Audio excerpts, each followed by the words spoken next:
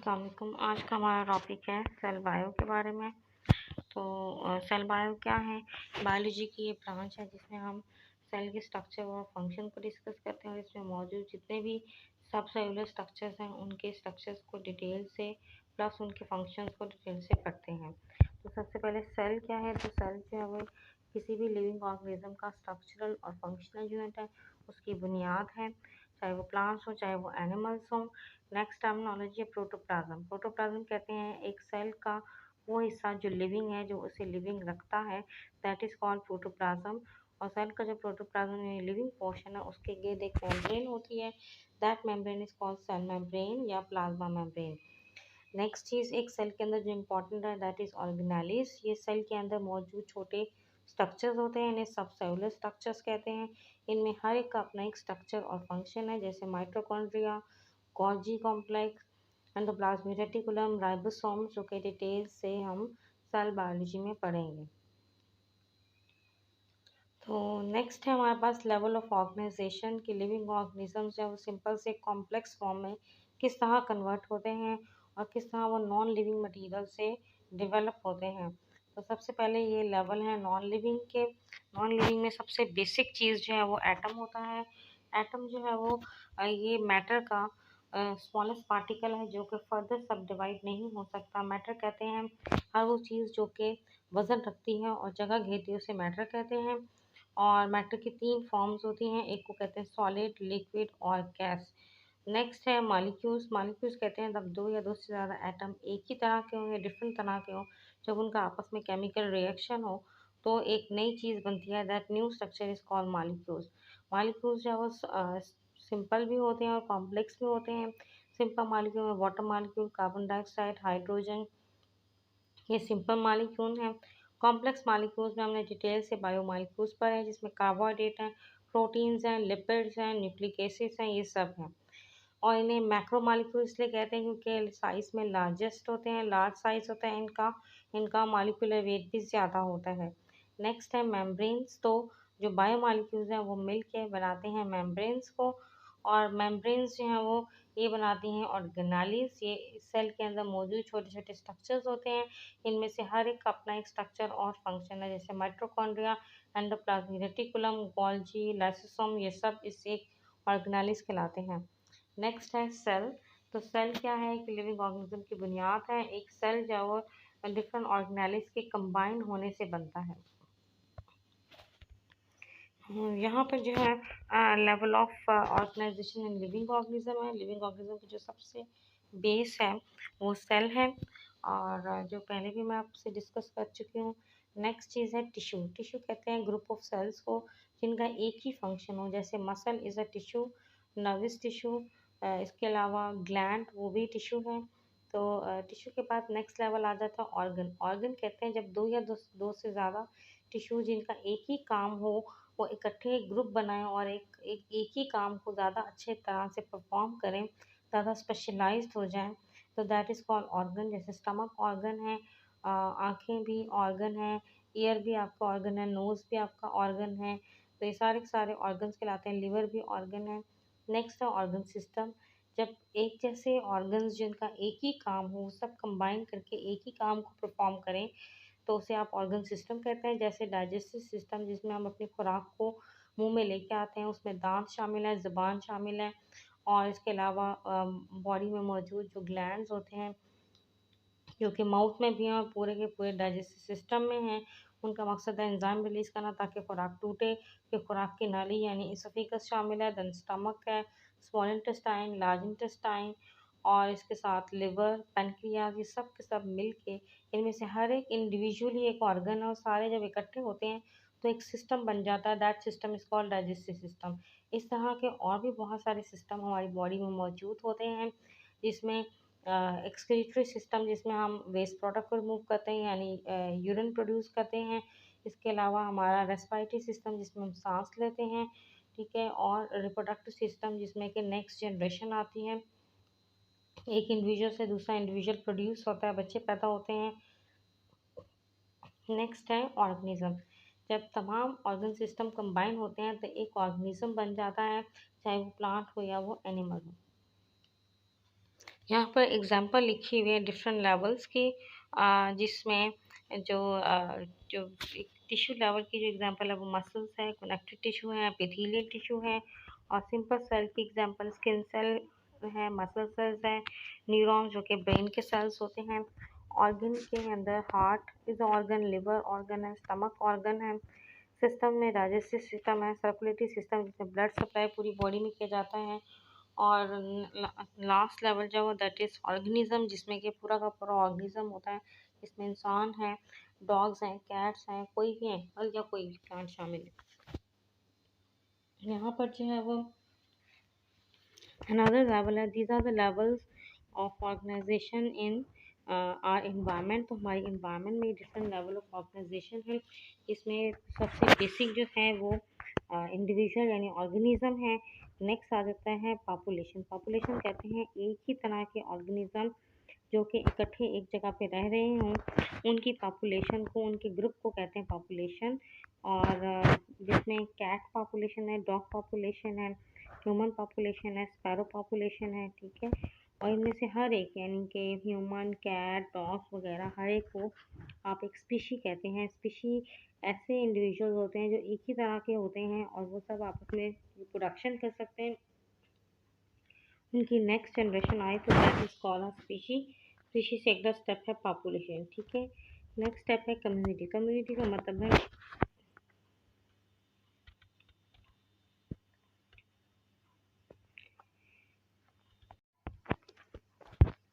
Next level है community. Community कहते हैं जब एक इलाके में एक से ज़्यादा पॉपुलेशन हो डिफरेंट एनिमल्स की, जैसे dog population, cat population, fishes की पॉपुलेशन, यानी पौधों की जितनी भी पॉपुलेशन, हर एक की इंडिविजुअल पॉपुलेशन जब इकट्ठी हो जाए तो that is called the community. तो कम्युनिटी में एक पॉपुलेशन नहीं होती बल्कि एक से ज़्यादा पॉपुलेशन होती है डिफरेंट ऑर्गेनिजम्स की। नेक्स्ट आ जाता है इकोसिस्टम। इकोसिस्टम में डिफरेंट कम्युनिटीज़ जब इकट्ठी रहती हैं, जिसमें वो कम्युनिटी जो लैंड पर हो, वो कम्युनिटी जो पानी के अंदर रहती हो, वो कम्युनिटी जो डेजर्ट में हो, वो सब इकट्ठी रहती हैं। That system is called ecosystem. और इकोसिस्टम को आप भी डिफाइन कर सकते हैं कि ये रिलेशन है living on non living environment का आपस में, इसे भी इकोसिस्टम ही कहा जाता है। नेक्स्ट है बायोम्स। तो बायोम्स जो हैं ये वो एरिया, वो स्पेसिफिक एरिया जहाँ के पौधे हो, जहाँ के जानवर जो टोटली डिफरेंट हो, और वहाँ की जो क्लाइमेट है वो भी डिफरेंट हो। एक होता है वेदर, एक होता है क्लाइमेट। वेदर का मतलब है daily change in a temperature. तो टेम्परेचर में जो जो डेली तब्दीली आती है तो दैट इज़ कॉल्ड वेदर। और क्लाइमेट कहते हैं एनुअल, सालाना तौर पर जो वेदर कंडीशन होती है उसे कहते हैं क्लाइमेट। तो बायोम की जो क्लाइमेट होती है वो बाकी एरिया के मुकाबले में डिफरेंट होती है। जैसे डेजर्ट बायोम है, टंड्रा बायोम है, तो उसे हम बायोम कहते हैं। वहाँ के जानवर, वहाँ के पौधे और वहाँ की इन्वायरमेंट, वहाँ का टेम्परेचर, वहाँ की जो ओवरऑल वेदर कंडीशन है पूरे साल की, वो डिफरेंट होती है as compare to other area. Next level है बायोस्फीयर। तो ये ज़मीन का वो पॉसिबल एरिया है जहाँ पर लाइफ पॉसिबल है, जहाँ तक लिविंग ऑर्गेनिज्म मौजूद हैं। That area is called biosphere. Next I am discussing about the group of organisms. Organisms की 5 डिफरेंट जो किंगडम्स हैं। पहली किंगडम का नाम है किंगडम प्लांटी, इसमें तमाम प्लांट शामिल हैं। किंगडम फंजाई में तमाम फंजाई, जिसमें मशरूम्स वगैरह, डेंड्रफ, ये सब शामिल हैं। किंगडम एनिमेलिया में तमाम एनिमल्स शामिल हैं, जिसमें इंसेक्ट्स भी शामिल हैं, बर्ड्स भी शामिल हैं, रेप्टाइल्स भी शामिल हैं, इंसान भी शामिल हैं। किंगडम प्रोटिस्टा में वो तमाम ऑर्गेनिज्म शामिल हैं जो कि सिंगल सेल हैं, जिनकी बॉडी एक ही सेल पर मुश्तमिल होती है, वो किंगडम प्रोटिस्टा के मेंबर हैं।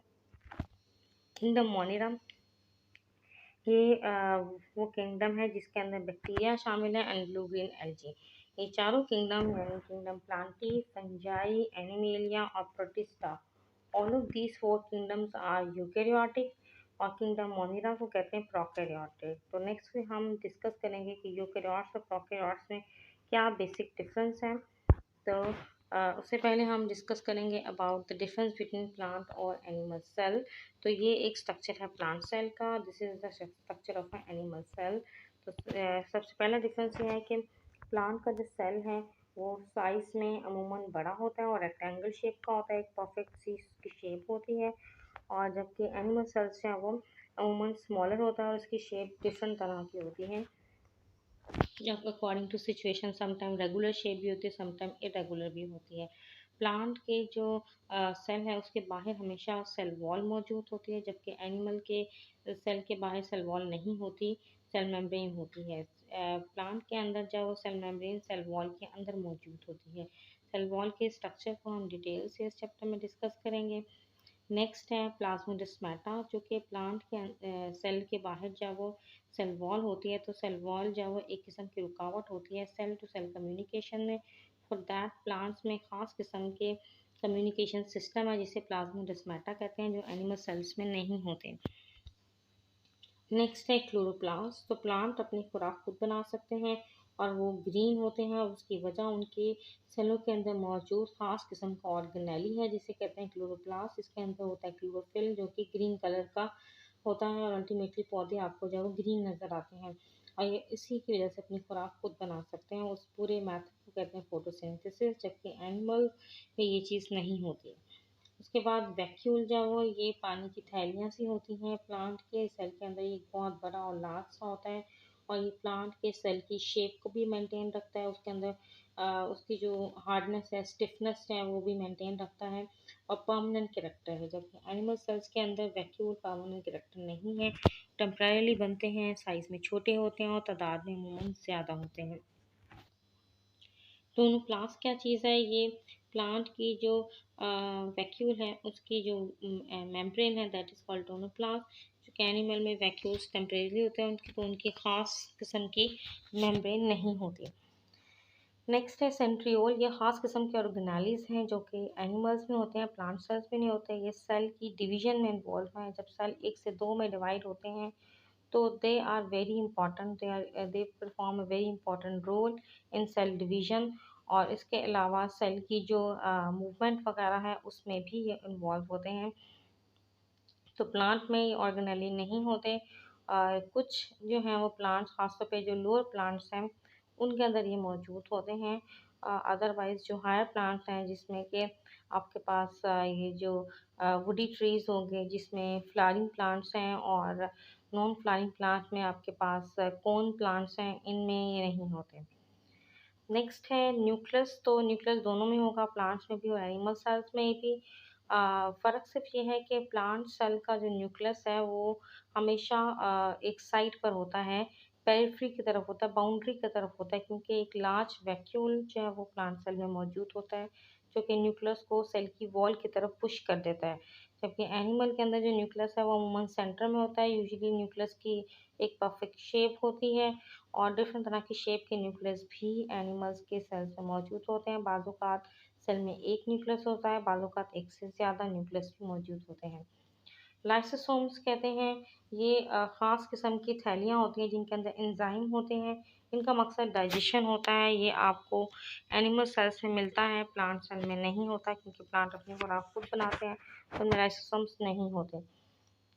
नंबर 10 पॉइंट है फूड जो कि प्लांट में स्टोर होती है। प्लांट की जो स्टोर फूड है, जो वो एक्स्ट्रा फूड को स्टोर करते हैं उसे स्टार्च कहते हैं। जैसे आलू कॉमन एग्जांपल है स्टार्च की, जबकि एनिमल में जो स्टोर फूड है वो हमेशा ग्लाइकोजन होती है। स्टार्च और ग्लाइकोजन दोनों के दोनों जो वो पॉलीसेकेराइड है, यानी कार्बोहाइड्रेट है, जिनका बेसिक यूनिट जो है वो ग्लूकोज है। मगर दोनों में जो स्ट्रक्चर है, ग्लूकोज की जो अरेंजमेंट है वो टोटली डिफरेंट है, इसीलिए उनके नाम भी डिफरेंट है, उनका स्ट्रक्चर भी डिफरेंट है। This is the diagram of a typical plant cell. तो जैसे आप देख रहे हैं ये रेक्टेंगल शेप का है, इसके बाहर सेल वॉल है जो कि सेलुलोज की बनी होती है, और इसे फाइबर फूड भी कहते हैं कॉमनली। एक बड़ा सा लार्ज वैक्यूल है जिसकी वजह से न्यूक्लियस जो है वो एक साइड पर होता है, पेरिफेरी की तरफ होता है। खास किस्म के ऑर्गेनेली जिन्हें क्लोरोप्लास्ट कहते हैं, ये कॉमनली जो है वो प्लांट सेल में होते हैं। बाकी ऑर्गेनेलीज दोनों में कॉमन है, जिसमें गोल्जी बॉडीज हैं, ये सेल की सिक्रीशन में इन्वॉल्व है। माइटोकॉन्ड्रिया सेल की रेस्पिरेशन में इन्वॉल्व है। राइबोसोम सेल की प्रोटीन सिंथेसिस में इन्वॉल्व है, प्रोटीन बनाने में इन्वॉल्व है। तो ये एक स्ट्रक्चर है एनिमल सेल का। एनिमल सेल में न्यूक्लियस जैसे पहले बताया मैंने आपको सेंटर में प्रेजेंट होता है, और इसमें क्लोरोप्लास्ट नहीं होता। सेंट्रियोल मौजूद होती हैं। सेंट्रियोल जिस एरिया में होती हैं that area is called centrosome. तो सेंट्रोसोम जो है वो सेल का वो हिस्सा है जहाँ पे सेंट्रियोल्स होती हैं। सेंट्रियोल्स हमेशा पेयर की फॉर्म में होती हैं और इनकी इसके पेयर के जो दोनों मेंबर होते हैं वो एक दूसरे के राइट एंगल होते हैं, means perpendicular to each other. और इनका इम्पॉर्टेंट काम है सेल की डिवीजन में ये इन्वॉल्व होते हैं, सेल को डिवाइड करने में इन्वॉल्व होते हैं। ये अनदर डायग्राम है जो कि एक टिपिकल एनिमल सेल को रिप्रेजेंट कर रहे हैं और उसके डिफरेंट स्ट्रक्चर्स को इसमें दिखाया गया है। नेक्स्ट हमारा जो टॉपिक है that is difference between prokaryotes and eukaryotes का। तो प्रोकैरियोट्स में आपके पास एक ही किंगडम है, किंगडम मोनेरा है, जिसमें bacteria and blue green algae है। यूकैरियोट में ऑल द अदर 4 किंगडम्स हैं, जिसमें किंगडम प्लांटी, एनिमेलिया, फंजाई और किंगडम प्रोटिस्टा शामिल है। डिफरेंस क्या है प्रोकैरियोट्स में?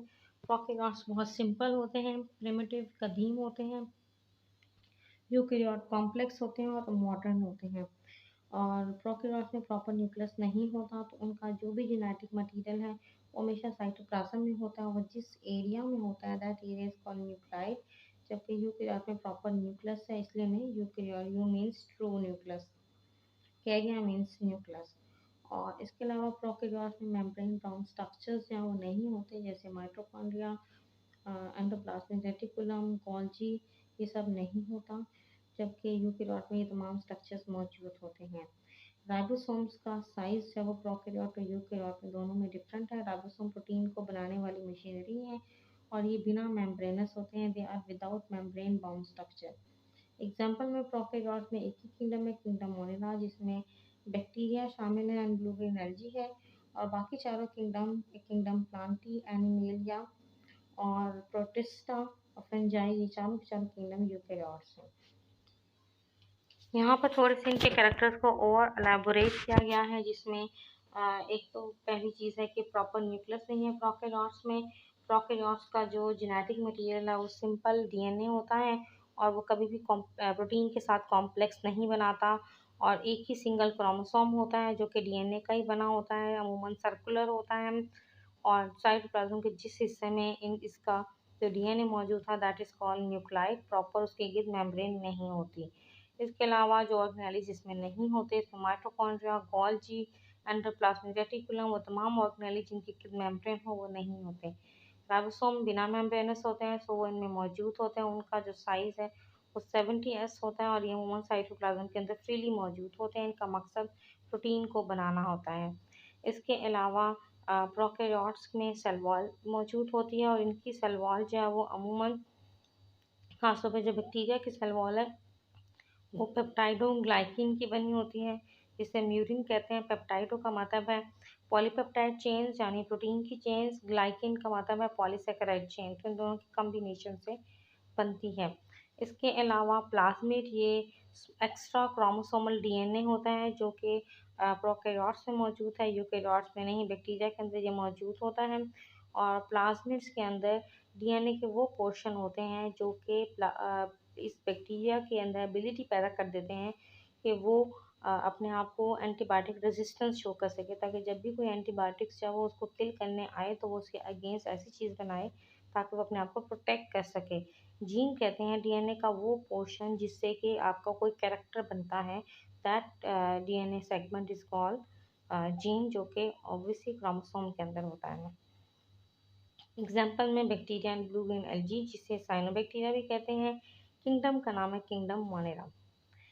यूकैरियोट्स में जैसे पहले मैंने बताया प्रॉपर न्यूक्लियस है, तो इसलिए eu mean true, karya means nucleus.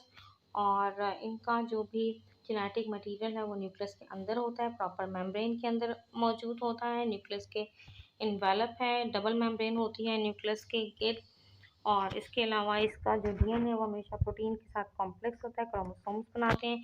इनमें क्रोमोसोम्स की तादाद जो है वो अमूमन एक से ज़्यादा होती है और हर ऑर्गेनिज्म में क्रोमोसोम्स की जो तादाद है वो फिक्स होती है उसके बॉडी के हर सेल में, और वो दूसरे एनिमल से डिफरेंट होती है। जाहिर सी बात है उनका स्ट्रक्चर भी डिफरेंट ही होगा। नेक्स्ट जो राइबोसोम्स हैं, प्रोकैरियोट में 70S है, यूकैरियोट में 80S है। प्रोकैरियोट के राइबोसोम साइटोप्लाज्म में फ्रीली हैं, जबकि यूकैरियोट के राइबोसोम्स ना सिर्फ साइटोप्लाज्म में फ्रीली तौर पर मौजूद होते हैं बल्कि ये रफ एंडोप्लाज्मिक रेटिकुलम के साथ अटैच होते हैं। ठीक है, तो एंडोप्लाज्मिक रेटिकुलम जो है वो ये न्यूक्लियस की मेम्ब्रेन से शुरू होता है और सेल की मेम्ब्रेन तक जाता है। नेक्स्ट जो है इनके बारे में कि नॉर्मली इनके अंदर सेल वॉल नहीं होती, बट चूँकि यूकेरियोट्स में 4 किंगडम्स हैं। किंगडम प्रोटिस्टा है, किंगडम प्लांटी, किंगडम एनिमेलिया और किंगडम फंजाई हैं। तो प्लांट के अंदर सेल वॉल होती है, उनकी सेल वॉल सेलुलोज की बनी है। एनिमल में सेल वॉल नहीं होती। किंगडम फंजाई में जो सेल वॉल है वो काइटिन की बनी होती है। प्रोटोजोन्स जो हैं वो इनमें आपको सिंगल सेल एनिमल मिलते हैं, प्लांट लाइक भी हैं और एनिमल लाइक भी हैं। प्लांट लाइक में एल्गी वगैरह शामिल हैं, उनकी सेल वॉल जो है वो अगेन सेलुलोज की बनी होती है। तो इस तरह 4 किंगडम्स जो है वो यूकेरियोटिक हैं। ओनली 1 किंगडम जो है वो दैट इज प्रोकैरियोट्स।